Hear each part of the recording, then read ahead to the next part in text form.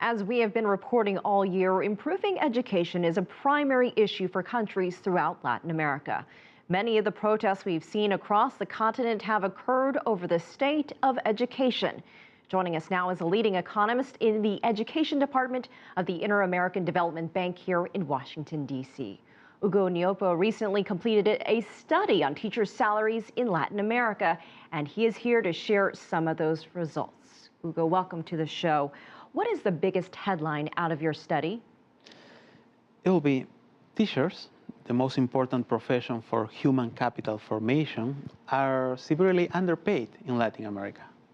So what are the average teacher salaries in Latin America? On average, a teacher earns between $900 and $1,000 per month. That gets translated into something in the range between $5 and $6 per hour. This is how much teachers earn in Latin America. So how does that compare to other professionals in Latin America? Compare that to everyone else. And that's what we do in our study. We compare teachers to other professionals with similar characteristics, similar age, similar experience, and we find that other professionals earn, on average, between 30 and 70% more than what teachers earn. Why is there such a huge disparity in the pay? There are many explanations. One of them is that teachers tend to work part-time. Around 50% of teachers work part-time, less than 30 hours per week at their main jobs. While in other professions, this happens around for 20% of those of workers. On the other hand, there is this problem that economists call selection. What do I mean by selection?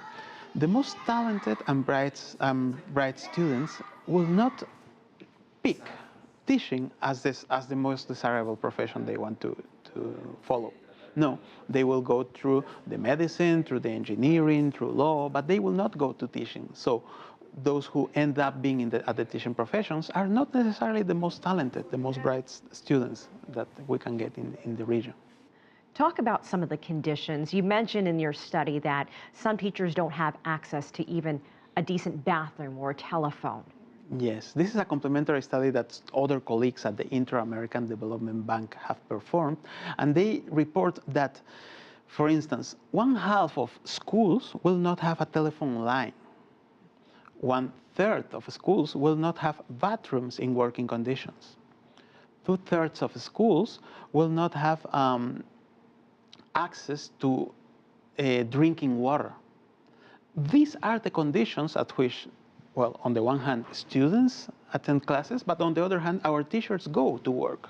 So these working conditions, these precarious working conditions, work on the same direction of having a teaching profession that is not the most highly regarded, not the most respected, not the most desirable for talented students. So what countries are the best in Latin America for teachers, and which are the worst?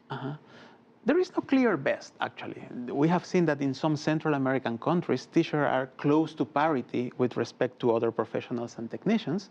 But on the other extreme, it's clearly the case that countries like Brazil and Peru show the highest gaps in earnings between other professionals and teachers.